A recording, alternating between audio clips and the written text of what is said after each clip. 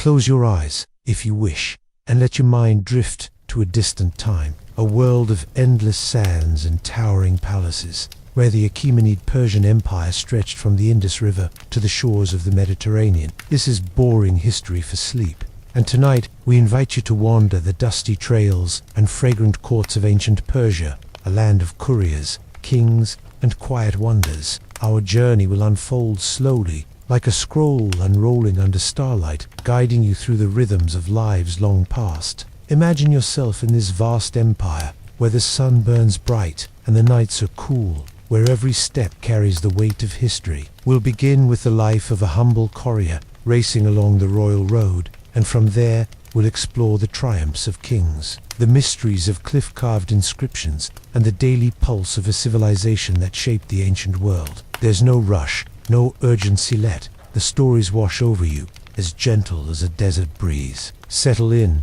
breathe deeply, and let us begin. Picture yourself in the heart of the Achaemenid Empire, around 500 BCE, standing on a packed earth road that stretches beyond the horizon. You are a courier, one of the king's trusted messengers, tasked with carrying decrees, tax records, or news of distant battles across the royal road. This network, a marvel of its time, spans over 1,600 miles, linking Susa to Sardis, with relay stations every 15 miles or so. But for you, this is no grand achievement. It's a grueling, endless task, and the rhythm of your life is one of sweat, haste, and unrelenting duty. Each morning, as the first light creeps over the Zagros Mountains, you rise from a thin red mat in a roadside station. The air is already warm, thick with the scent of dust and dried herbs. Your tunic, coarse-wool dyed a faded brown, clings to your skin, heavy with the grime of yesterday's ride. Breakfast is simple: a handful of dried dates, a crust of barley bread, and a gulp of water from a clay jug, tasting faintly of the river it was drawn from. There's no time to linger. The satrap's orders, sealed in a leather pouch, must reach the next station by dusk. You mount a sturdy horse, its coat matted with sweat, and set off at a gallop. The road is wide but uneven,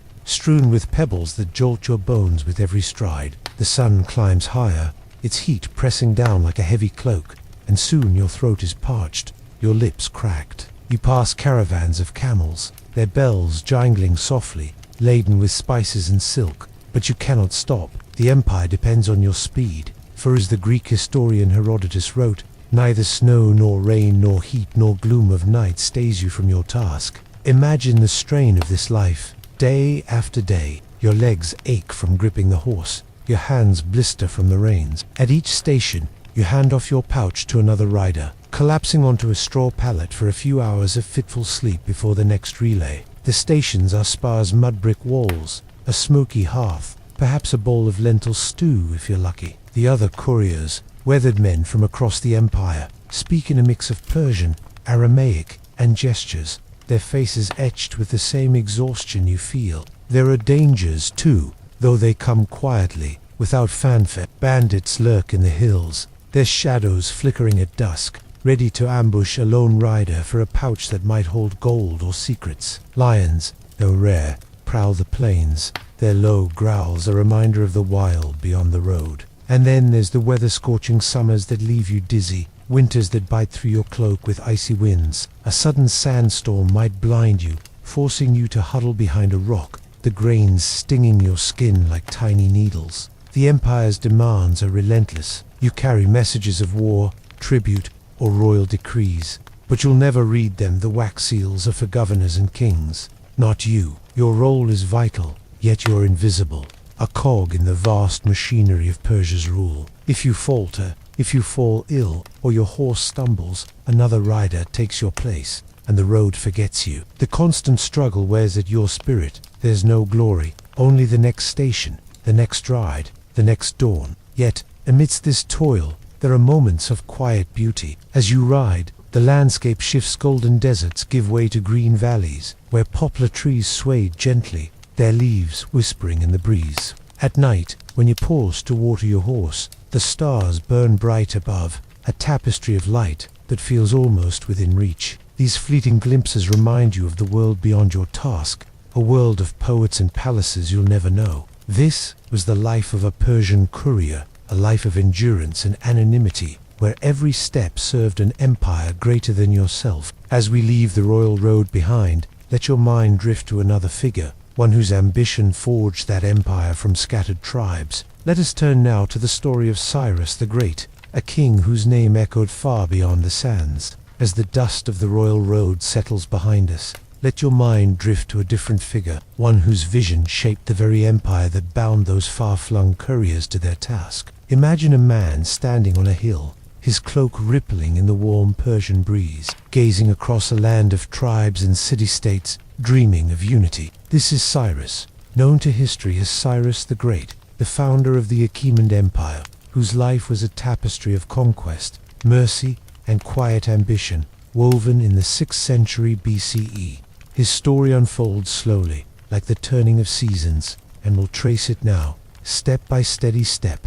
Picture Cyrus in his youth, around 570 BC, born into the small Persian tribe of the in the rugged hills of Persis, where the air smells of cedar and wild thyme. The land was no empire then, just a patchwork of clans, ruled loosely by the Medes, a neighboring power. Cyrus was no prince in a golden cradle. His father, Cambyses, was a minor king, his mother a Median princess, and legends whispered of a harsher start. Some said he was abandoned at birth, raised by shepherds, his destiny hidden like a gem in the earth. Whether true or not, these tales clung to him, softening the edges of a man who would become a conqueror. By his 20s, Cyrus was a leader among the Persians, his eyes sharp with purpose. The Medes, under King Astyages, held sway, but their rule was heavy, their taxes a burden on the tribes. Cyrus saw an opportunity where others saw chains. Around 550 BCE, he rallied the Persians, their spears glinting in the dawn, and turned against his Median overlords. The rebellion was no sudden clash, but a patient campaign, fought across dusty plains and mountain paths. Imagine the rhythm of those days, hooves thudding, shields clanking, the low murmur of warriors planning by firelight. Cyrus led not with fury, but with strategy, winning allies among disgruntled Median nobles, turning foes into friends. The final battle, though its name is lost to us, was a quiet turning point. The Medes fell, Astyages was captured, and Cyrus, with a restraint that would define him, spared his grandfather's life, keeping him in comfort rather than casting him down. This act of mercy was no mere kindness. It was a signal to the world. Cyrus was a king who built, not destroyed. With Media's lands now his, he turned his gaze outward, to the kingdoms that fringed his growing realm. Next came Lydia, a wealthy land in western Anatolia, famed for its gold and its king Croesus, whose riches were a proverb even then. Around 546 BCE, Cyrus marched west, his army a mosaic of Persians, Medes, and hired spears. The Lydian capital, Sardis, was a fortress, its walls high and markets fragrant with myrrh. Croesus, trusting in his wealth and an ambiguous oracle, met Cyrus on the plain of The clash was fierce, but measured spears met shields, hooves churned the earth, and lives faded into the dust. Cyrus' camels, a clever ruse, spooked the Lydian cavalry, and Sardis fell. Again, Cyrus showed restraint, sparing Croesus, and weaving Lydia's wealth into his empire, its gold now funding his roads and relay. The greatest prize, though, was Babylon, a city of legend, its walls wide enough for chariots to pass atop. In 539 BCE, Cyrus turned south, his army tracing the Euphrates, where date palms swayed and reeds whispered along the banks. Babylon's king, Nabonidus, was unpopular, his devotion to the moon god Sin alienating the priests of Marduk. Cyrus, ever the strategist, sent emissaries ahead, promising to honor Babylon's gods. When his forces arrived, the city's gates opened without a siege, whether by betrayal or surrender. The sources murmur quietly. Cyrus entered as a liberator, not a destroyer, restoring temples and freeing captives, including, some say, the Jewish exiles, who praised him in their scriptures. His empire now spanned mountains and seas, a realm so vast it seemed to touch the edges of the world. Yet Cyrus' life was not without its shadows. Around 530 BCE, in the steppes of Central Asia, he faced the Massagetæ, a fierce nomadic people led by Queen Tami. The details are hazy, like a dream half remembered.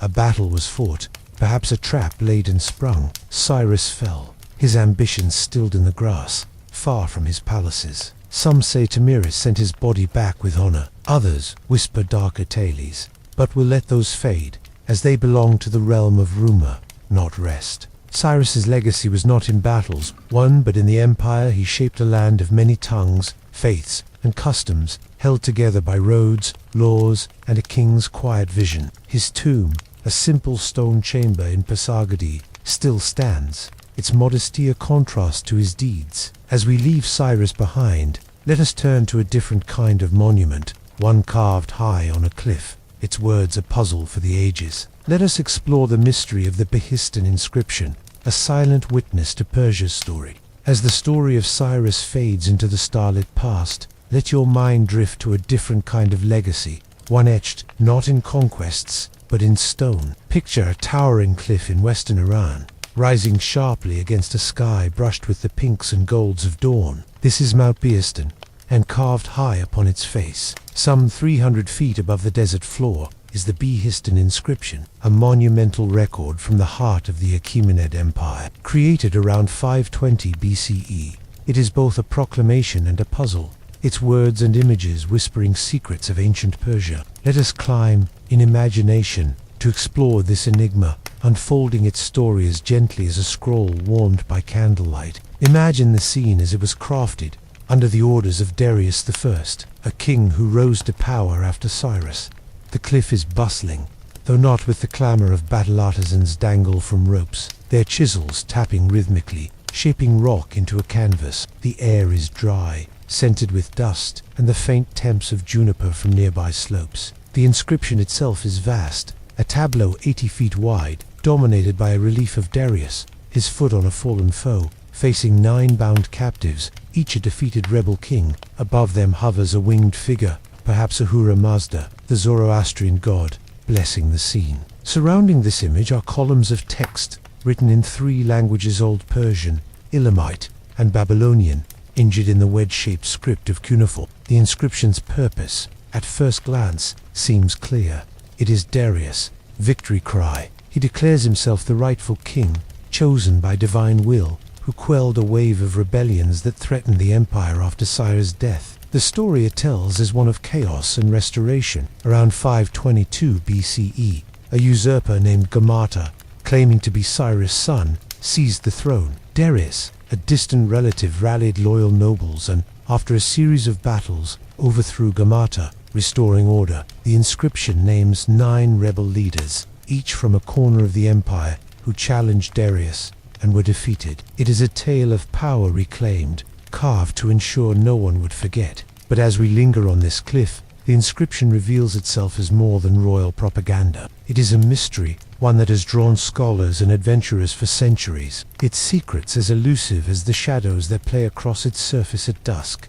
Why was it placed so high, almost unreachable, where few could read it? The cliff's height made the work. Perilous artisans risked their lives, suspended by fragile ropes, to carve each line. Was it meant for the gods, a message to Ahura Mazda, rather than mortal eyes? Or was it a symbol of Darius' dominion, visible from the road below but untouchable, a testament to his unassailable power? The text itself adds layers to the puzzle. Its trilingual, nature Old Persian, Elamite, and Babylonian was unusual, as if Darius sought to speak to every corner of his diverse empire. Yet the cuneiform script was fading even then, used mainly by scribes and priests. Did Darius intend it as a time capsule, preserving his story for a future he could not foresee? The inscription's detail is meticulous, listing dates, places, and the names of loyal generals, as if to silence doubters who might question his claim. But some whisper that the story of Gamata, the false king, is Tatikud.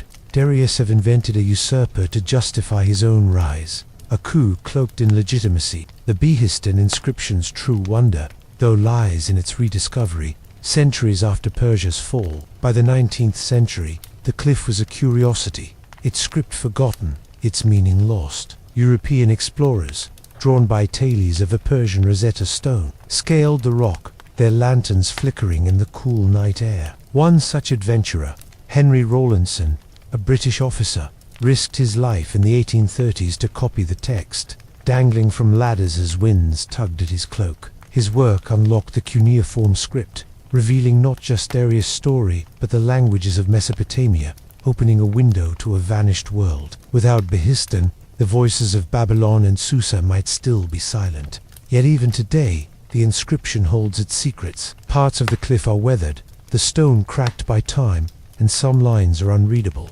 Scholars debate the finer points of Darius Tewa's Gomata real or a fiction. Why include such detail in a place so remote? The relief's artistry, with its precise folds of robes and solemn faces, hints at a culture that valued beauty as much as power. But we know so little of the artisans who carved it. Were they locals, or brought from distant provinces? Did they work in pride, or under the lash? As you imagine standing at the base of Mount Behistun, the cliff looming above, let the mystery settle around you like dust after a long journey. The inscription is a bridge between worlds, between Daria's ambition and our curiosity, between stone and story. It reminds us that, even in an empire of roads and riders, some truths remain just out of reach. As we turn from this silent monument, let us step into a different world, one of luxury and intrigue, where satraps ruled in the king's name. Let us explore the life of a Persian satrap, a lord of provinces and palaces. As the shadow of Mount Behistun fades into the desert haze,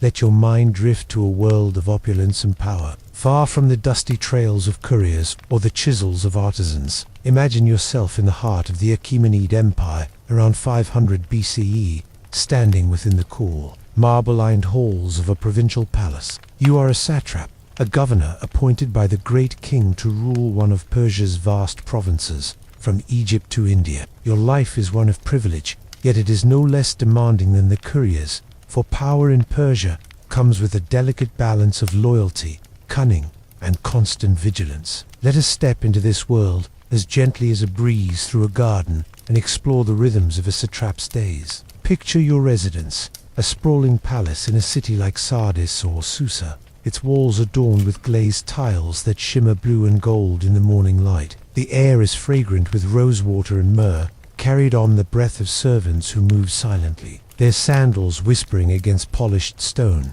Your day begins at dawn, not with labor but with ritual. You rise from a cedarwood bed, draped in linens dyed with saffron, and a slave pours water from a silver ewer for you to wash. Breakfast is a quiet affair. Fresh figs, pistachios, and bread drizzled with honey, served on plates of hammered bronze. The flavors linger, a reminder of the empire's wealth, drawn from fields and orchards you oversee. Your role as satrap is to govern, to be the king's eyes and voice in a province that might span mountains and rivers. Each morning, you sit in a high-backed chair, carved with lions and lotuses, as scribes and advisors gather in your audience hall. The room hums with the soft rustle of papyrus and the murmur of voices speaking Aramaic, the empire's common tongue. Petitions are you listen, your face calm, but your mind weighs each word. A wrong decision could spark rebellion, or worse, draw the king's scrutiny from distant perspectives. The empire's diversity is your strength and your challenge. Your province might be Lydia,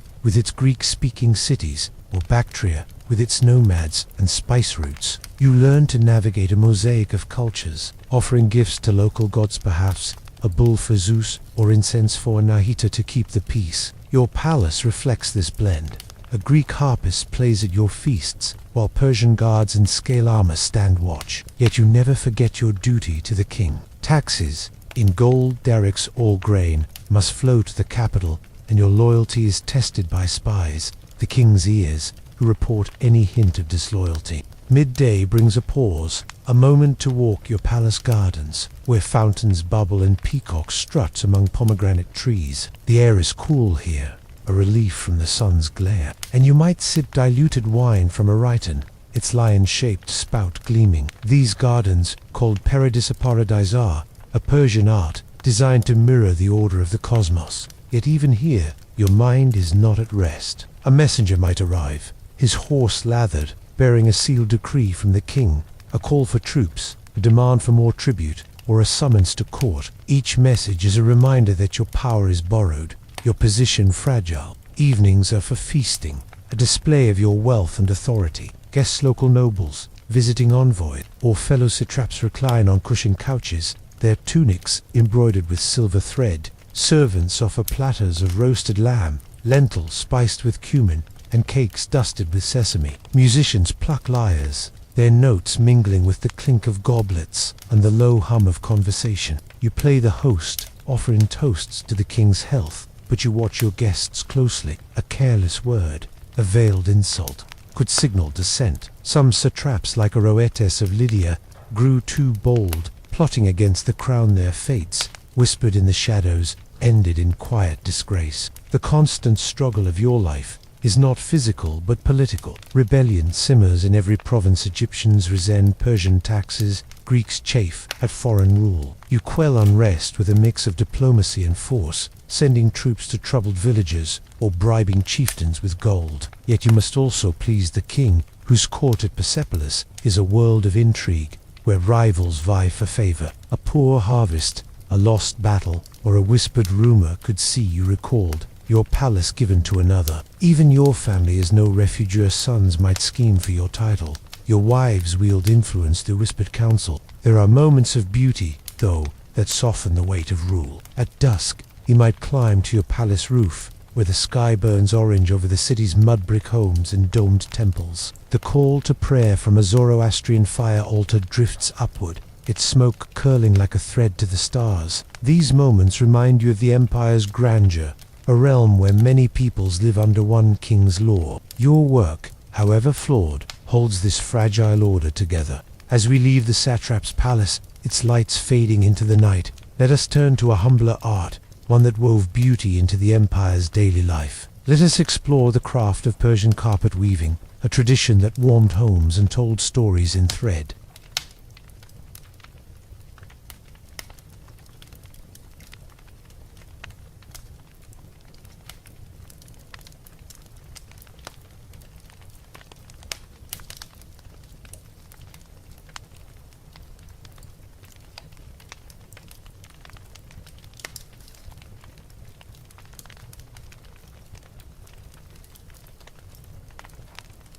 As the weaver's loom fades into the quiet of a village evening, let your mind drift to a place of breathtaking scale, where the Achaemenid Empire's heart beat in stone and ceremony. Picture yourself standing on a vast terrace high above the Persian plain. Around 500 BCE, this is Persepolis, the ceremonial capital founded by Darius I, a city of palaces and pillars that rose from the dust to proclaim Persia's might. Its walls gleam under the sun, its halls whisper with the footsteps of kings and infants. Let us wander its courts as slowly as a shadow moves across marble, and explore the splendor of this ancient wonder. Imagine approaching Persepolis, your sandals crunching on a gravel path that winds through fields of wild barley. The city looms ahead, perched on a platform carved from the rocky foothills of the Zagros Mountains. The air is warm, scented with cedar and the faint sweetness of blooming jasmine from nearby gardens. A monumental staircase, its steps wide and shallow,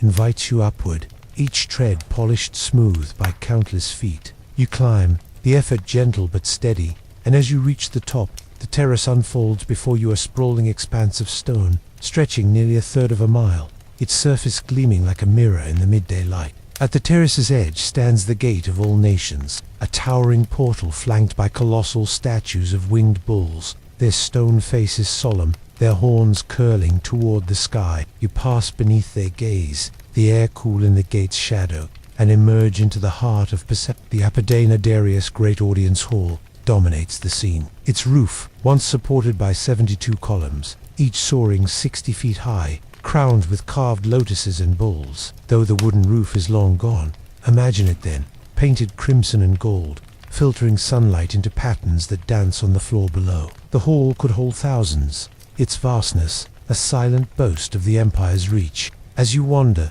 your eyes trace the intricate reliefs that line every wall and staircase. These carvings are a gallery of the empire's diversity. Envoys from 23 subject nations, etched in stone, bring tribute to the king. Here, a Median noble in a flowing robe offers a golden cup.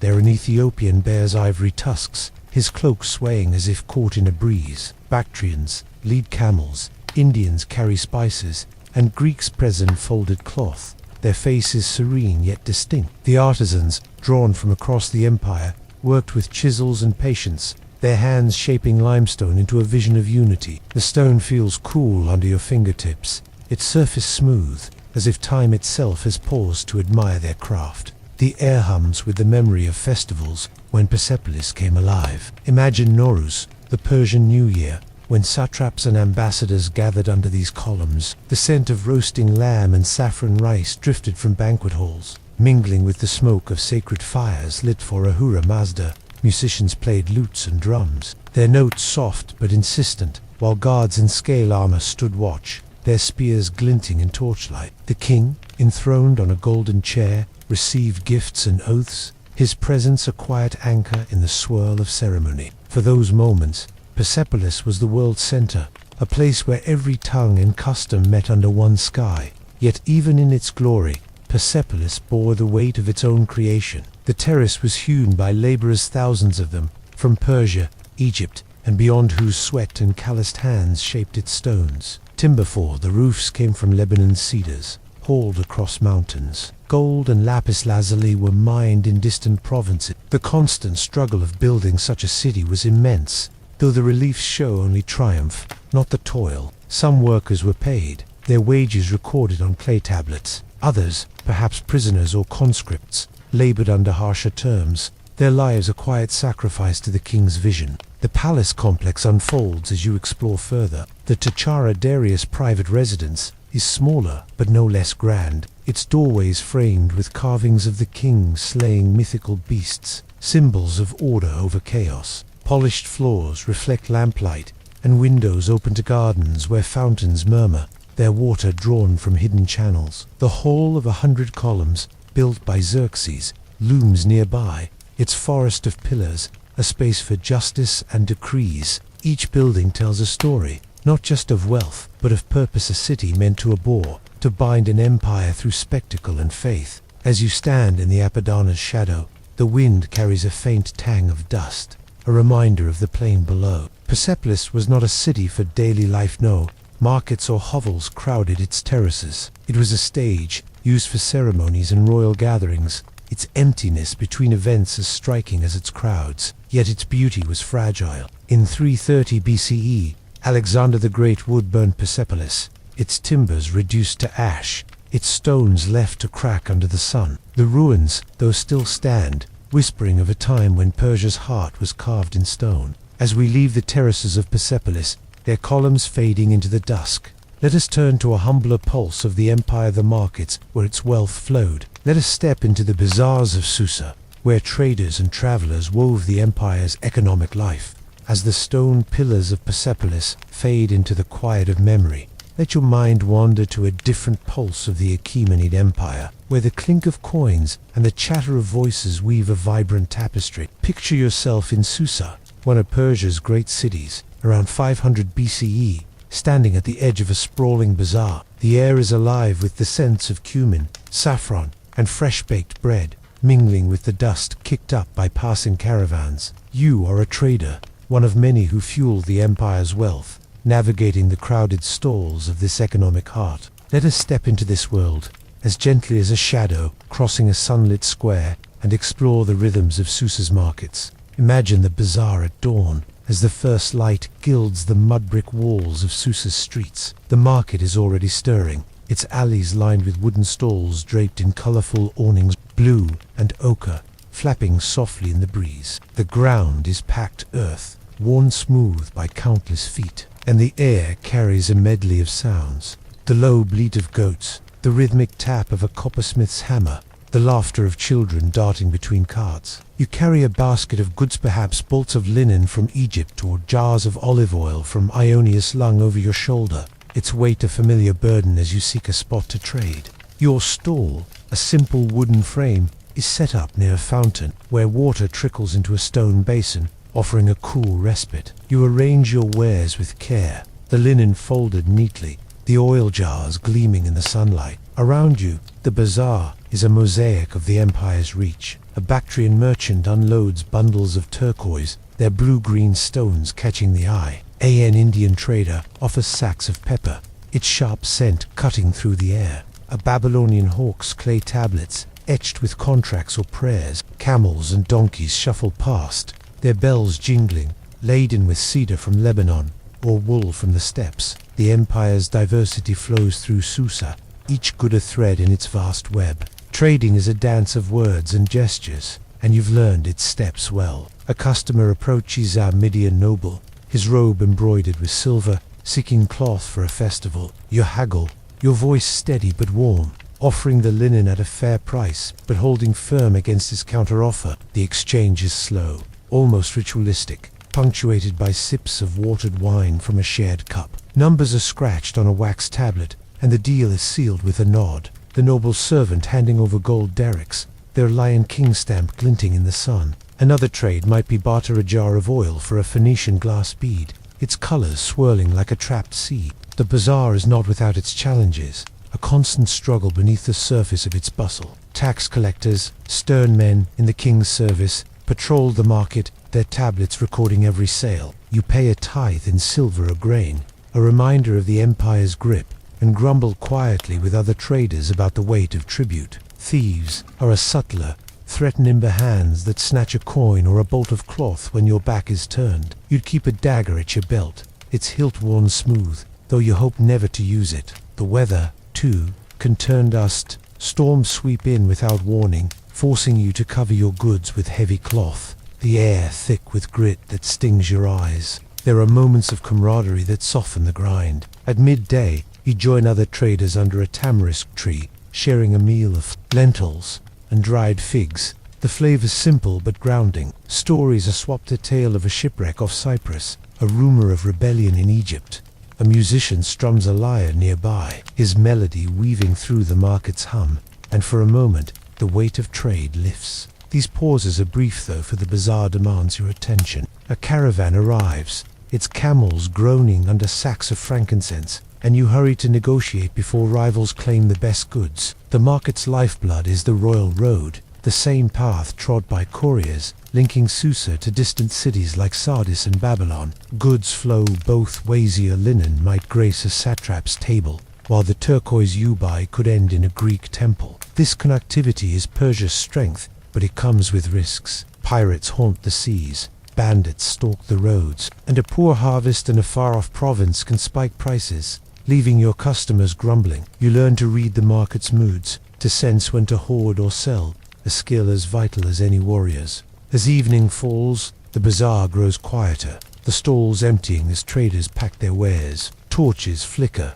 casting warm light on the faces of stragglers. A potter bartering one last jar, a child clutching a honeyed date. You fold your linens, the day's profits jingling in a leather pouch, and head home to a modest house, its courtyard shaded by a single pomegranate tree. The market's energy lingers in your bones, a reminder of the empire's pulse, driven by hands like yours. As we leave the bazaar's fading lights, let us turn to a different thread of Persia's story, one woven not in wool or gold, but in words. Let us explore the myth of Rostam, a hero whose legend echoed through the ages, even in the markets of Susa. As the clamor of Susa's bazaar fades into the evening's hush, let your mind drift to a quieter realm, where stories weave the past into the present, binding hearts across the Achaemenid Empire. Picture yourself in a village courtyard, around 500 BCE, seated on a woven mat under a canopy of stars. The air is cool, scented with wood smoke and the faint tang of roasted barley.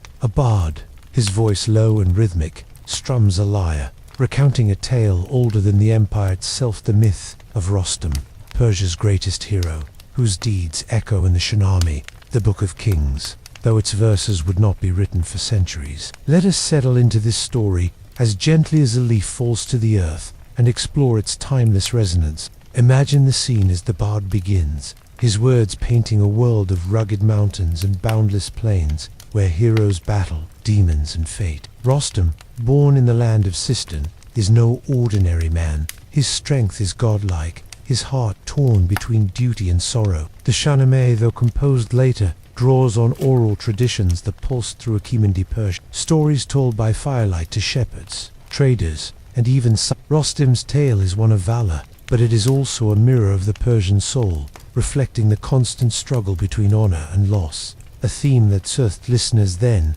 as it calms us now. The bard's voice carries you to Rostam's birth, a moment steeped in wonder. His father, Zal, a warrior with hair white as snow, and his mother, Rudabeh, a princess of Kabul, defy their families to unite, their love a spark in a world of feuds. Rostam is born vast, too large for life, and the bard whispers of a gentle Miracala.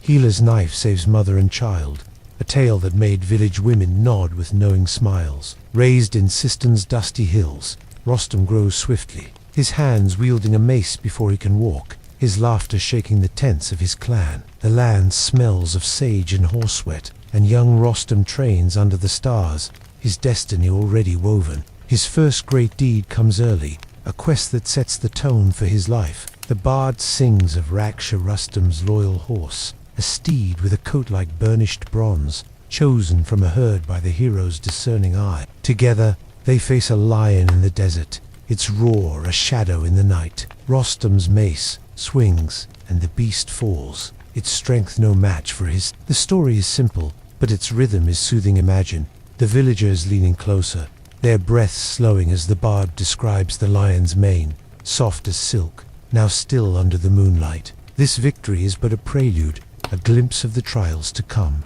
Rustam's greatest saga, though, is the 7 labors, a journey through a land of perils. The bard's voice dips as he recounts each task, his words like a lullaby for the weary. First, Rostam slays a dragon, its scales glinting like obsidian, its breath a furnace in the dark. Then he navigates a desert, his lips cracked, guided only by a spring revealed by a god's mercy. He battles demons, their forms shifting like smoke, and outwits a sorceress whose beauty hides a heart of stone. Each labor is a test, not just of strength but of resolve, and the bard lingers on the quiet moments. Rustam resting by a stream, Raks grazing nearby, the world holding its breath. Yet the heart of Rustam's tale is tragedy, a shadow that deepens its calm. The bard's voice softens as he tells of Sohrab, Rostam's son, born to a princess in a distant land. Father and son meet as strangers on a battlefield, their banners fluttering in a wind heavy with dust. They fight,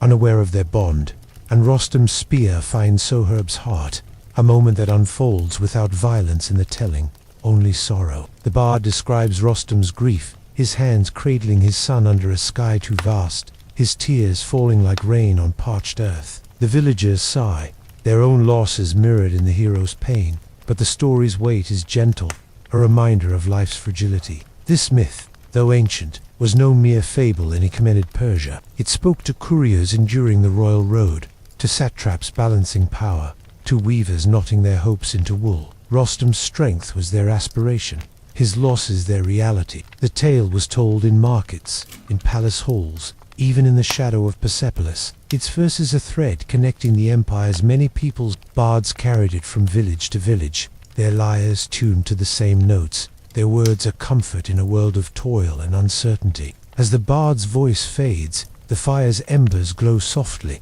and the stars seem closer, brighter. The story of Rostam lingers, a quiet echo in the night, its lessons of duty and loss as timeless as the hills. As we leave this courtyard, let us turn to another facet of Persian life, one shaped not by heroes but by the women who wove the empire's unseen strength. Let us explore the lives of women in Persian society, from queens to commoners, in the heart of Achaemenid rule.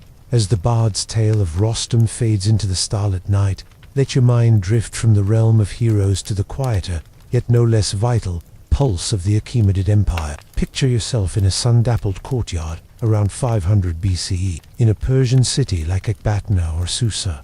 The air is warm, scented with blooming jasmine and the faint smoke of a cooking fire. Around you move women queens, weavers, mothers, and scribes whose lives, though often veiled from the grand histories, wove the unseen strength of Persia's vast realm. Let us step into their world, as gently as a breeze stirring a curtain, and explore the rhythms of women's lives in this ancient society. Imagine a common woman's day, beginning as the first light creeps over mud-brick rooftops. You are a weaver, like those we met before, living in a modest home with a flat roof and a single pomegranate tree in the courtyard. Your mornings are busy, your hands already moving as you grind barley into flour, the stone quern scraping softly. The air smells of earth and baking bread, and you knead dough for flatbread, your fingers dusted with flour. Your children, if you have them, play nearby, their laughter mingling with the cluck of chickens scratching in the dirt. Your husband, perhaps a farmer or a soldier, is gone for the day, leaving the household's rhythm in your hands. Your work is not just in the kitchen but at the loom, where you weave wool into cloth for your family or to sell in the bazaar. The loom's wooden frame creaks as you pass the shuttle, your hands knotting threads into simple patterns of diamond, a waveless ornate than the carpets of master artisans but sturdy and warm. The constant struggle is time. There are meals to prepare, water to fetch from the river, and repairs to the home's mud walls after rain. Your tunic, dyed a faded indigo, is patched but clean, and you tie your hair back with a linen scarf, its ends frayed from years of use. Life is a cycle of tasks, each small but essential, tying your family to the empire's broader web. Yet your role is not without influence. In Persian villages, women like you manage households, bartering surplus cloth or cheese for oil or tools. You join neighbors at the riverbank, washing linens in the cool current, sharing news of a royal decree or a drought in the next province. These gatherings are a quiet power, a network of voices that shapes village life. You might consult a local priestess, offering a clay figurine to Anahita, goddess of water and fertility, for a safe harvest or a healthy child. Your faith, Zoroastrian, or blended with older beliefs, is a steady anchor, its rituals woven into daily tasks. Now, let your mind shift to a different sphere, to the women of the royal court, whose lives contrast sharply with the weavers yet carry their own burdens. Picture a queen, perhaps Atossa, daughter of Cyrus and wife of Darius I, seated in a palace chamber in Persepolis. Her robes, woven with gold thread, shimmer in the light of oil lamps, and her hair is adorned with lapis lazuli beads. Her mornings are not spent grinding grain but in council, her voice soft but commanding as she advises the king on matters of state. Atossa, known from Greek accounts, was a power behind the throne, her influence shaping successions and alliances. The royal women's world is one of luxury but also confinement. The harem, a private wing of the palace, is no prison but a guarded sanctuary, its rooms fragrant with rosewater and cooled by breezes from lattice windows. Here, queens, princesses, and concubines live with their children, attended by eunuchs and maids. They weave, not for necessity but for art, their tapestries gifted to envoys or temples. They play harps, read poetry, or oversee the education of royal heirs. Yet their lives are a delicate balance. Jealousies simmer among co-wives, and a misstep could see a favorite cast aside. Their power comes through sons, whose rise to the throne might elevate a mother to queen dowager, or through subtle diplomacy, as when Atossa secured Darius' claim. Between these extremes, village weaver and royal queen lie countless other women, scribes in Babylon, copying tax records in Aramaic, priestesses tending fire altars, their chants rising with the smoke, or midwives, their hands skilled in bringing life amid the flicker of a single lamp. Some women, especially in nomadic tribes like the Scythians within Persia's borders, rode horses and wielded bows, their freedom a stark contrast to the seclusion of urban wives. Greek historians, like Herodotus, marveled at such women, though their tales may carry the tint of exaggeration. The constant struggle for all, high or low, was navigating a world shaped by men's laws. Marriage was a contract, often arranged, and a woman's dowry land, gold, or cloth was her security. Divorce was possible but rare, and widows faced hardship unless protected by kin. Yet Persian women, unlike their Greek counterparts, could own property, manage estates, or testify in court, their voices heard in the empire's legal hum. Seals and tablets from Persepolis show women as workers, paid in grain or wine, their labor vital to the palace's kitchens and workshops. There were shadows, too, though we tread lightly here. War took husbands and sons, leaving women to mourn in quiet courtyards, their grief a private tide. Disease, a constant companion, claimed children, and childbirth carried risks, eased only by herbs and prayers. These hardships, though real, were met with resilience, a strength that flowed through every task, every knot in a weaver's loom, every word whispered in a queen's council. As you linger in this courtyard, the jasmine scent fading into dusk, imagine the women of Persia teach life, a thread in the empire's vast tapestry, their work and wisdom as enduring as the stone of Pisa. As we leave their world, let us turn to a moment when that empire faced its greatest test, not in quiet halls but on a battlefield far from home. Let us explore the Battle of Thermopylae, seen through Persia's eyes, a clash that shook the world. As the quiet lives of Persia's women fade into the twilight, let your mind drift to a moment of tension and resolve, where the Achaemenid Empire's might was tested on a foreign shore. Picture a narrow pass in Greece, around 480 BCE, where cliffs rise steeply and the sea glitters under a late summer sun. This is Thermopylae, a choke point where King Xerxes' successor to Darius led his vast army against a small band of Greeks. The battle, though brief, echoed through history. But tonight, we see it through Persian eyes, a clash of ambition and endurance, not of heroes or villains. Let us walk this battlefield as gently as a breeze over trampled grass and explore its rhythms and shadows. Imagine the Persian camp, sprawled along the Malian Gulf, its tents stretching like a city across the plain. The air is heavy with the scent of sweat, horses, and campfires, where barley porridge simmers in iron pots. You are not a soldier but an observer, perhaps a scribe in Xerxes' retinue, your wax tablet ready to record the day's events. The army is a mosaic of the empire's rich Persian spearmen in felt caps, Median archers with curved bows, Bactrian cavalry on sturdy steeds, and even Indian troops, their cotton tunics bright against the dust. Tens of thousands strong, they move with the confidence of a tide, their armor clinking softly, their banners fluttering in the warm breeze. Xerxes, seated on a gilded throne atop a hill, surveys the pass. His robe, purple and gold, catches the sunlight, and his advisors, nobles and generals murmur strategies at his side. The Greeks, led by Sparta's king Leonidas, hold the Nereus, a mere 7,000 men, their bronze shields a thin wall against Persia's might. Xerxes, seeking to avenge his father's defeat at Marathon a decade earlier, has marched across the Hellespont, his engineers building a bridge of boats to carry his army into Greece. Thermopylae is a hurdle, a delay to his conquest of Athens and beyond. He expects a swift victory, his confidence as vast as his empire. The first day begins with a Persian advance, the air filled with the low hum of orders in a dozen tongues. Immortals, the elite Persian guard, march forward, their scale armor gleaming, their wicker shields light but strong. The pass is tight, barely wide enough for a dozen men abreast, and the Greeks hold firm, their long spears and heavy shields a disciplined line. Arrows fly from Persian bows, darkening the sky, but many clatter harmlessly against Greek armor or the cliffs above. The clash is fierce, yet distant. In our telling shields meet spears, feet slip on rocky ground, and lives are quietly lost, their echoes swallowed by the sea's murmur. By dusk, the immortals withdraw, their losses heavier than expected, the Greeks unmoved. Xerxes, his face calm but his patience thinning, sends wave after wave over 3 days.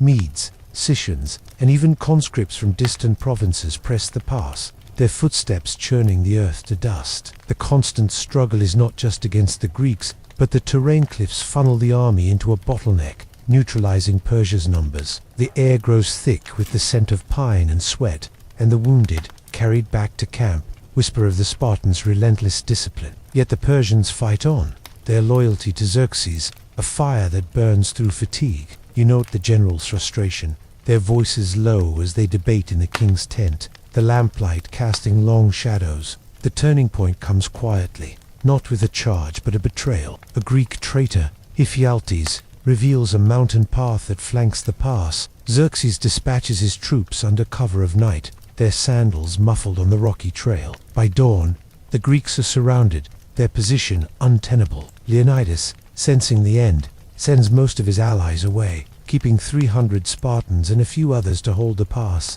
The final clash as swift spears pierce, shields splinter, and the ground grows heavy with the fallen. The Spartans fight to the last, their stand a fleeting barrier before Persia's advance. Xerxes' army prevails, but the cost is steep, the pass a somber testament to resolve on both sides. The aftermath is subdued. Xerxes orders the dead honored, though Greek accounts claim he defiled Leonidas. Badia tale we leave to the winds, for it stirs unrest rather than rest. The Persian army moves on, toward Athens, but Thermopylae lingers in their minds, a reminder that even empires bleed. For the soldiers, the battle was a task, one of many in a campaign that stretched their lives across continents. They march on, their sandals raising dust, their thoughts turning to home, perhaps a village in Persis, a family waiting under a familiar sky. For Xerxes, the victory is bittersweet. Thermopylae opens Greece, but the war's tide will turn at Salamis and Plataea, where Persian ambition falters. The battle, though a triumph, sows seeds of doubt, a crack in the empire's invincible facade. Yet in Susa and Persepolis, the news is met with quiet pride, the royal road carrying tales of the king's resolve. The empire endures, its vastness a shield against such setbacks. As we leave the pass of Thermopylae, its cliffs fading into the sea's haze, let us turn to a gentler aspect of Persian life, one that sought to heal rather than harm. Let us explore the practices of Persian medicine and Zoroastrian rituals, where body and soul were tended with care and reverence. As the dust of Thermopylae settles into the quiet of memory, let your mind drift from the clash of armies to a gentler pursuit, one that sought to mend rather than break. Picture yourself in a small Persian village around 500 BC, standing in a courtyard where the air is thick with the scent of crushed mint and simmering barley. The sun is low,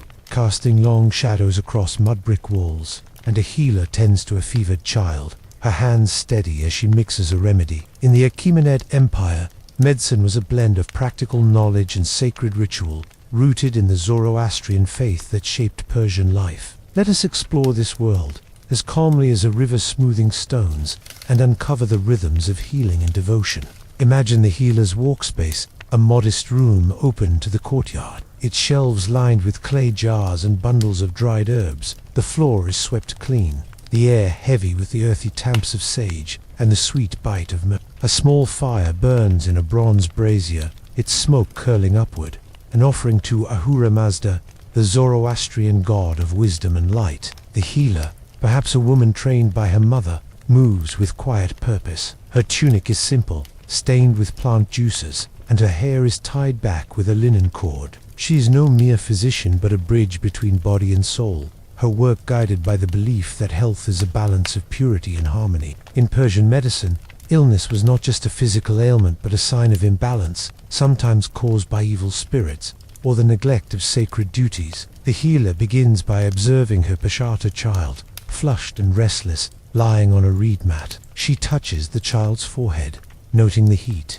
and listens to the mother's account of symptoms: a cough, a sleepless night, a loss of appetite. Her remedies are drawn from the landorbs, gathered from hillsides, roots dug from riverbanks, and resins traded from distant markets. She grinds chamomile and fennel seeds in a mortar, the pestle's rhythm steady, and steeps them in hot water to make a tea, its steam rising like a soft prayer. For more stubborn ailments, she might prepare a poultice, blending honey with crushed henna leaves to soothe a wound or reduce swelling. The honey's sweetness masks the bitter herbs, and she spreads the mixture on a clean cloth, tying it gently to the patient's skin. For fevers, she uses willow bark, its properties known to ease pain and cool the blood, a knowledge shared across the empire's many peoples. These remedies are practical, honed by generations, but they are never given alone. The healer murmurs a gatha, a Zoroastrian hymn, invoking Ahura Mazda's protection, her voice a soft chant that blends with the fire's crackle.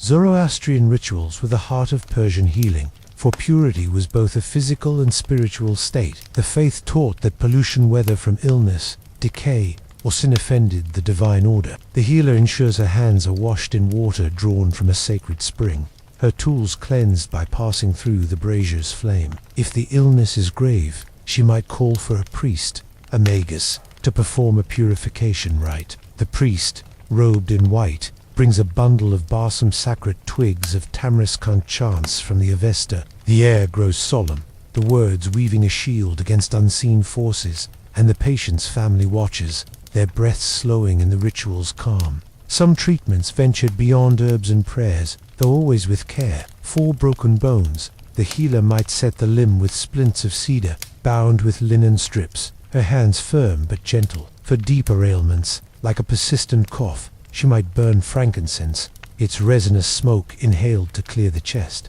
the scent filling the room like a sacred fog. Surgery was rare, reserved for dire Caesar blade cleaned in fire, a quick cut to drain an abscess butt. The healer's skill lay in knowing when to act and when to trust time and rest. Pain was eased with poppy seeds, their milky extract stirred into wine, a potion that brought sleep without fear. The constant struggle of this work was not just skill but access. Herbs were plentiful in spring but scarce in winter, forcing healers to dry and store their supplies with care. Trade brought exotic remedies, myrrh from Arabia, saffron from the East, but these were costly, reserved for nobles or in villages. Healers relied on local plants, their knowledge a map of the land's gifts. Disease, too, was a shadow that followed every season. Fevers spread in summer's heat, chills gripped in winter's damp. The healer saw loss, children or elders slipping away despite her efforts, but she bore it with a quiet strength, her faith a steady light.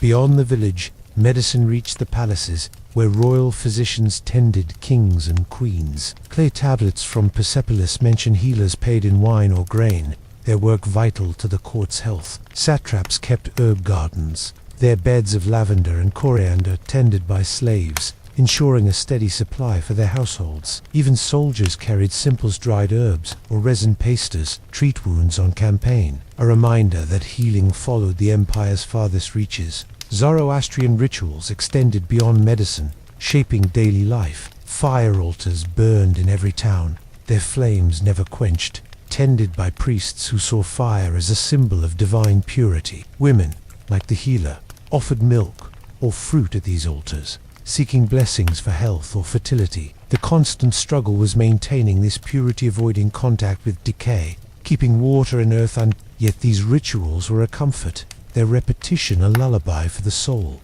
binding families to the empire's sacred order. As you linger in this courtyard, the braziers glow, fading into dusk. Imagine the healer's hands, steady and sure, weaving health and faith into her community. Her work, like the empire itself, was a balance of the earthly and the divine, a quiet thread in Persia's vast tapestry. As we leave her village, let us turn to another mystery, one rooted in beauty rather than battle. Let us explore the lost gardens of Pasargadae, a paradise that bloomed in the desert's heart. As the healer's fire fades into the village dusk, let your mind drift to a place of quiet beauty, where the Achaemenid Empire's grandeur took root in earth and water. Picture yourself in Pasargadae, the first capital of Persia, around 540 BCE, standing at the edge of a garden that seems to defy the desert's harsh embrace. These are the gardens of Cyrus the Great, fabled paradise yet their full story is a mystery, their outlines lost to time, leaving only whispers in stone and legend. Let us wander this vanished oasis as gently as a petal falls to a pool, and explore its secrets. Imagine approaching Pasargadae, your sandals sinking into the warm soil of a Persian plain, where the air carries the faint scent of dust and wild thyme. The city rises modestly, not with the towering terraces of Persepolis, but with low palaces and open spaces, nestled between hills. The gardens are its heart, a series of rectangular plots enclosed by mud brick walls, their gates framed with cedar. You step inside, and the world shifts. The air grows cooler, heavy with the fragrance of roses and the soft gurgle of water. Channels, lined with polished stone, carry streams from mountain springs, their flow steady and deliberate, a testament to Persian engineering. The garden unfolds like a living tapestry. Rows of date palms sway gently, their fronds whispering in the breeze, while pomegranate trees bear ruby-red fruit, their branches heavy with promise. Jasmine vines climb trellises,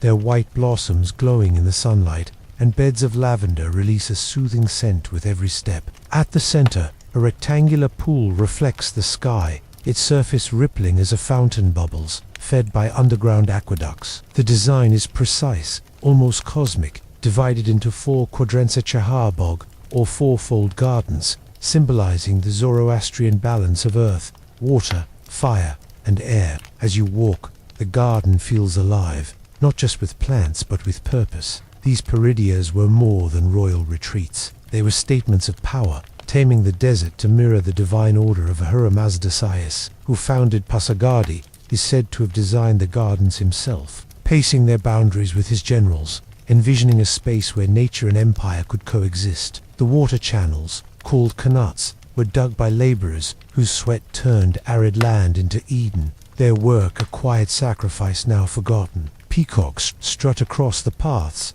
their tails flashing sapphire and emerald, while doves coo from hidden perches, their calls a soft lullaby. Yet the mystery of these gardens lies in their elusiveness. What did they truly look like, and why were they built? Greek writers, like Xenophon, described Persian gardens with calling them paradises, a word borrowed into their tongue.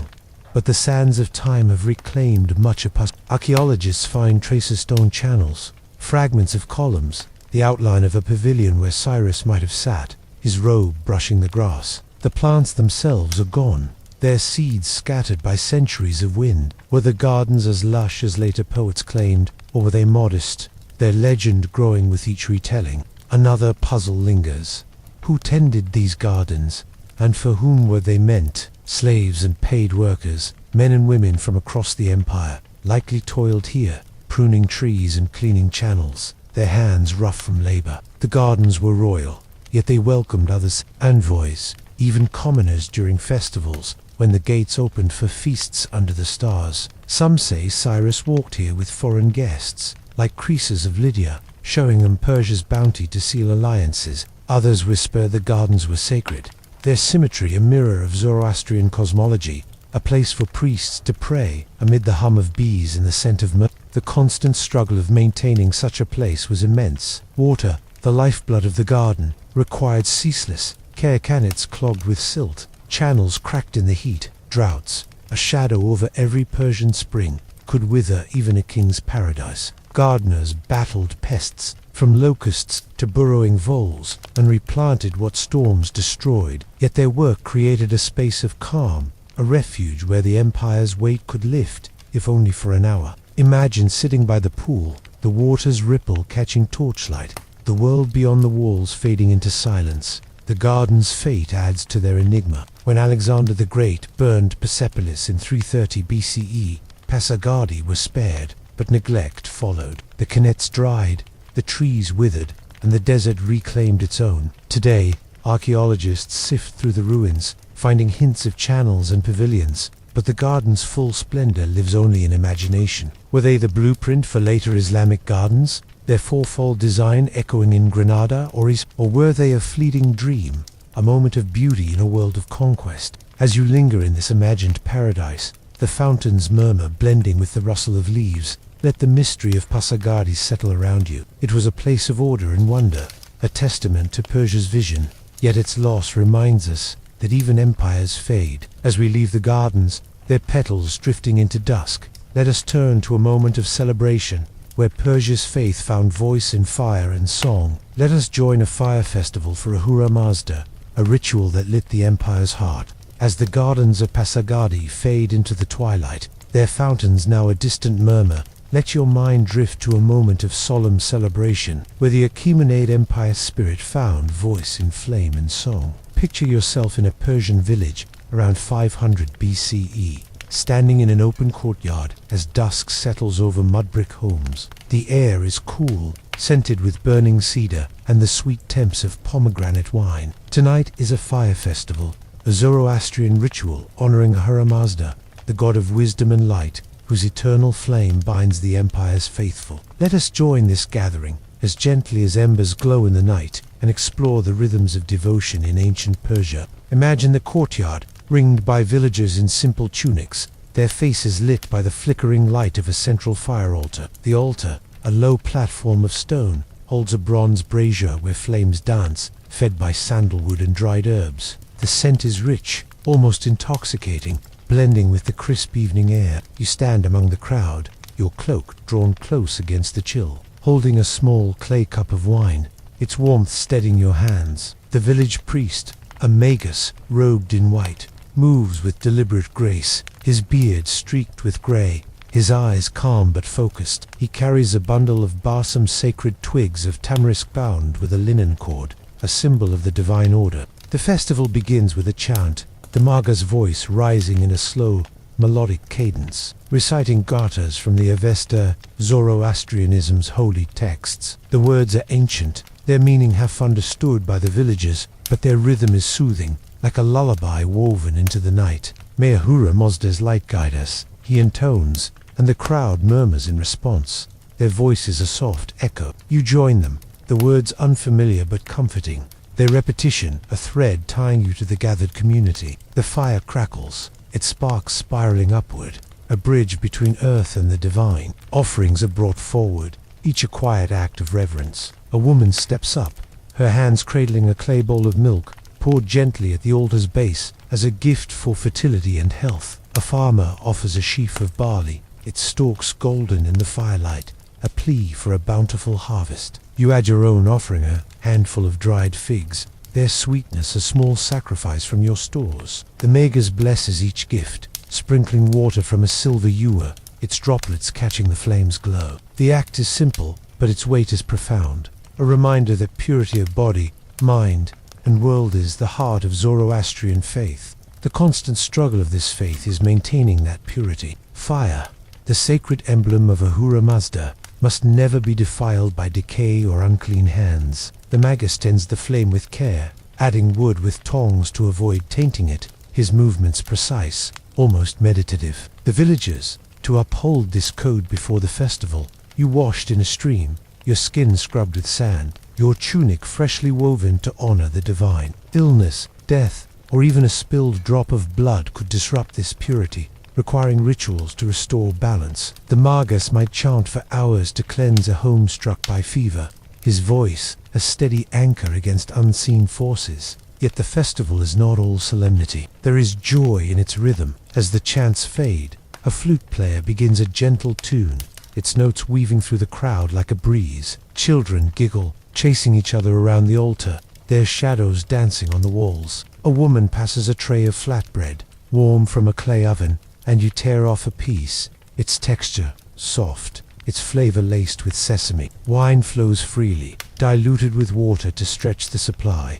and stories are shared tales of a bountiful market, a traveler's journey along the royal road, or a distant satrap's feast. The fire's warmth draws the community closer, its light a shared comfort in the gathering dark. Zoroastrianism shaped more than festivals. It was the empire's spiritual backbone. From Persepolis to the smallest village, fire altars burned, tended by priests who saw light as truth's guardian. Kings like Darius invoked Ahura Mazda in their decrees, their victories carved as divine will on cliffs like Beat. Even commoners, like the couriers and weavers we've met, offered daily prayers, their lives aligned with the battle of good against Angramania, the spirit of chaos. The faith's dualism, light versus dark, order versus disorder, was a lens for understanding the world's struggles, from drought to war. The festival's climax comes as the magus raises the barsum high, his voice lifting in a final hymn. The crowd joins, their words a soft wave, praising the Creator who brings life through fire and water. Torches are lit from the altar, their flames carry to homes, ensuring the sacred light endures. You hold a torch, its heat gentle against your palm, and walk back to your house, the flame casting a warm glow on the path. The village grows quiet, the only sounds the crackle of fire and the distant hoot of an owl, a reminder of the night's calm embrace. As the festival's embers dim, the courtyard now empty, let the ritual's peace settle over you. It was a moment of unity, where faith and community wove a delicate thread through the empire's vastness. As we leave this sacred fire, let us turn to a darker chapter, when that empire faced its end. Let us explore the fall to Alexander, when Persia's light flickered under a conqueror's torch. As the fire festival's embers fade into the quiet of a Persian night, let your mind drift to a moment when the Achaemenid Empire faced its twilight, a time when its vast reach could no longer hold against a new force.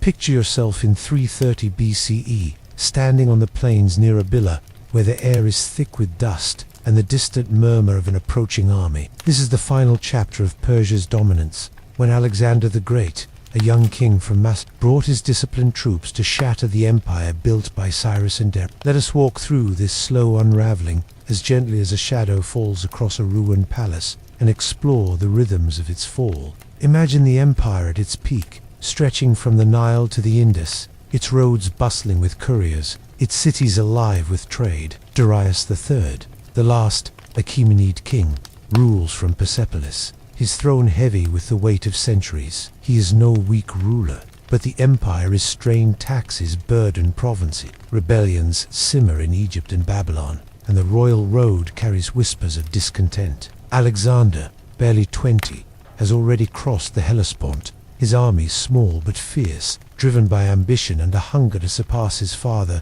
Philip. The Persian heartland, once unassailable, now faces a storm from the west. The fall begins years earlier, in 334 BCE, at the Granicus River, where Alexander's phalanxes cut through Persian cavalry, their spears a disciplined wall. You are not on the battlefield, but in a satrap's court, perhaps in Susa, hearing reports from breathless messengers. The news is unsettling. Satraps fall, their armies scattered, and Alexander presses on. The Battle of Issos, in 333 BCE, is a heavier blow. Darius III himself leads a vast host, but Alexander's tactics outmaneuver him, and the king flees, leaving his family to the Macedonians' mercy. The court murmurs, the air heavy with the scent of myrrh and fear, ascribes record losses on clay tablets. By 331 BCE, Alexander reaches Gaugamela, near Arbela, the decisive clash. Picture the Persian camp, sprawling across the plain,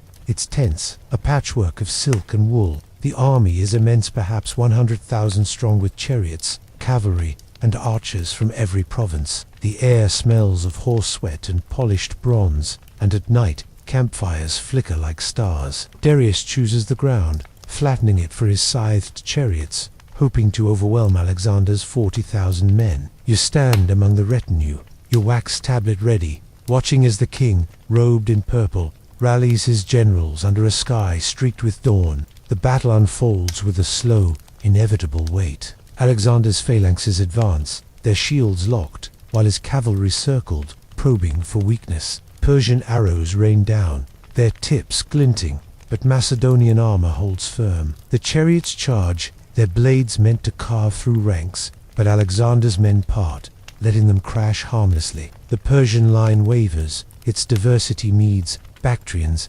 Indians a strength, now turned to chaos, as commands in a dozen tongues falter. Darius, seeing his center break, flees again, his chariot raising dust. The army crumbles, lives fading into the earth, their loss a quiet tide rather than a storm. Persepolis falls soon after. In 330 BCE, imagine the city we visited, its columns towering, now filled with the clatter of Macedonian boots. Alexander, in a moment of hubris or strategy, orders the palaces burned, their cedar roofs collapsing in flames, the air thick with smoke and the scent of charred gold. The reliefs of tribute-bearers crack, the gardens wilt, and the empire's heart is stilled. You, a scribe, might flee to a village, your tablet abandoned, or join the exodus to Ecbatana, where Darius makes a final stand. But the king's fate is sealed, betrayed by his own satraps. He dies in a mountain pass, his body left under a foreign sky. The constant struggle of this fall was not just military but spiritual. The empire's vastness, its pride, was its undoing. Too many peoples, too many ambitions, stretched thin across a world. Alexander's speed and unity outmatched Persia's numbers, his vision sharper than Darius' faltering resolve. Yet the Persians fought bravely, their loyalty to their king a thread that held until the end. Villagers continued their rhythms, farmers sowed, weavers wove, but the news of defeat spread slowly, carried by couriers now riding for a lost cause. The aftermath was a quiet Alexander, styling himself a Persian king, adopted robes and customs, marrying a Bactrian princess to bind east and west. Some satraps swore allegiance, others resisted, their rebellions flickering like dying embers. The royal road still carried trade, but its purpose shifted, serving new masters. For the common folk, life endured, taxes changed hands, altars still burned, but the empire's light dimmed, its unity fractured into successor kingdoms. As you linger on this plain, the smoke of Persepolis, a distant memory, let the weight of this fall settle gently. The Achaemenid Empire, once a beacon, became a shadow, its story carried forward in whispers and ruins. As we leave this chapter of loss, let us turn to a final reflection, tracing how Persia's legacy endures, a thread woven into our world. As the smoke of Persepolis fades into the haze of history, let your mind drift to a broader vista, where the Achaemenid Empire's echoes linger, not in stone or conquest, but in the quiet threads that weave through time. Picture yourself standing on a hill overlooking a Persian valley, around 330 BCE, where the empire's light has dimmed but not vanished. The air is cool, scented with wild thyme and the distant smoke of a village hearth. The world has changed, yet the rhythms of Persia, its roads, its art, its ideas still pulse, shaping the lands of the East and beyond. Let us reflect on this legacy, as gently as moonlight settles on the earth, and explore how the empire's story connects to our own. Imagine the royal road, once alive with couriers like the one we met, now carrying new travelers, Greek merchants, Seleucid officials, or Parthian riders. Though Alexander's conquest shattered the Achaemenid dynasty, the road endures, its relay stations still offering shelter, their mud-brick walls weathered but standing. This network, stretching from Susa to Sardis, became a lifeline for later empires, from the Parthians to the Sassanids, and even the Silk Road that followed. Its legacy is in movement, ideas, goods, and stories flowing across continents, linking east to west. The courier's hoofbeats may have faded, but their paths shape the world's trade, a rhythm that echoes in modern highways and markets. Consider the gardens of Pasargadi, those paradisa we wandered through, their fountains now dry, but their design eternal. The fourfold Chahar Bog, with its channels and symmetry, became a blueprint for beauty, carried forward by Persian successors. In later centuries, Islamic gardens in Isfahan and Delhi mirrored this vision. Their pools and cypress rose a nod to Cyrus' paradise. Even today, the word paradise lingers in our language, borrowed from Persian through Greek, a whisper of those ancient groves. Picture a modern garden in Iran, its roses blooming under a tiled pavilion, and feel the Achaemenid touch, a quiet gift across millennia. The art of Persia too weaves its way into the present. The carpets we saw being woven, with their intricate knots and vibrant dyes, set a standard for craftsmanship. Sassanid weavers, Byzantine artisans, and later Ottoman and Safavid workshops carried forward the patterns of lions, vines, and stars, their colors glowing in mosques and homes. Walk into a museum today where a Persian rug lies under glass, its threads still vivid, and you touch the hands of those ancient weavers, their skill a bridge across time. The reliefs of Persepolis, with their tribute bearers, inspired later art, from Parthian friezes to the miniatures of medieval Persia, each a testament to a shared aesthetic. Zoroastrianism, the faith that lit the fire festivals, endures in quieter ways. Though its followers dwindled after the rise of Islam, their altars still burn in modern Iran and India, tended by Parsis whose ancestors fled conquest. The dualism of Ahura, Mazda, and Angra Mainyu, light versus dark, shaped Persian thought, influencing later religions, perhaps even the moral clarity of Christianity and Islam. The Avest, once chanted by priests, echo in modern Zoroastrian rituals, their words a soft thread tying past to present. Imagine a fire temple in Mumbai, its flames flickering as they did in Susa, and feel the continuity of belief. Administration, too, was Persia's gift. The satrapy system, with its governors balancing local rule and royal loyalty, became a model for empires from Rome to the Ottomans. The Achaemenids' tolerance allowing subject peoples, their gods, laws, and tongues set a precedent for governance, a way to hold diversity without breaking it. Clay tablets from Persepolis, listing wages for weavers and healers, show a bureaucracy that tracked every grain and coin, a precision that echoes in modern ledgers. Even the darik, the gold coin stamped with a king's bow, was a pioneer, one of the first true currencies, its weight trusted from Egypt to India. The constant struggle of this legacy was its survival. Alexander's conquest scattered Persia's unity, and later empires Parthian, Islamic rebuilt on its ruins, each adding their own layers. Yet the Achaemenid spirit persisted, in the roads that carried silk to Rome, in the gardens that bloomed in Baghdad, in the stories of Rostam told by firelight. The empire's fall was not an end, but a transformation, its ideas flowing like rivers into new lands. The Behistun inscription, carved to proclaim Dais' triumphs, unlocked cuneiform for modern scholars, letting us hear Persia's voice once more. As you stand on this imagined hill, the valley below dotted with villages that carry Persia's echo, let the vastness of this legacy settle around you. The Achaemenid Empire, with its couriers, kings, and weavers, was a world of toil and wonder, its threads woven into the fabric of our own time. The markets of Susaham in modern bazaars, the fire altars glow in distant temples, and the garden's serenity lives in every quiet corner of the East. This history, though distant, is not gone. It lingers, as gentle as a breeze, in the world, you know. As the echoes of Persia's legacy settle into the quiet of the night, let your mind rest. cradled by the stories we've woven through the Achaemenid Empire. From the dusty trails of the royal road, where couriers galloped under a scorching sun, to the golden halls of Persepolis, where kings and envoys met in splendor. From the intricate knots of a weaver's loom to the sacred flames of a fire festival, we've wandered a world both vast and intimate. These lives couriers, satraps, healers, and hearers were threads in a tapestry that stretched across mountains and deserts, a civilization that shaped the East and beyond. Now, as you lie in the comfort of your own time, far from the struggles of ancient Persia, let the weight of their world lift. The constant toils, the endless rides, the delicate balance of power, the quiet labor of hands and hearts are distant now, softened by time. Yet their legacy lingers in the roads we travel, the gardens we cherish, the stories we tell. The Achaemenid Empire, though it fell to Alexander's torch, lives on in the patterns of our world. Its light is enduring as the stars above.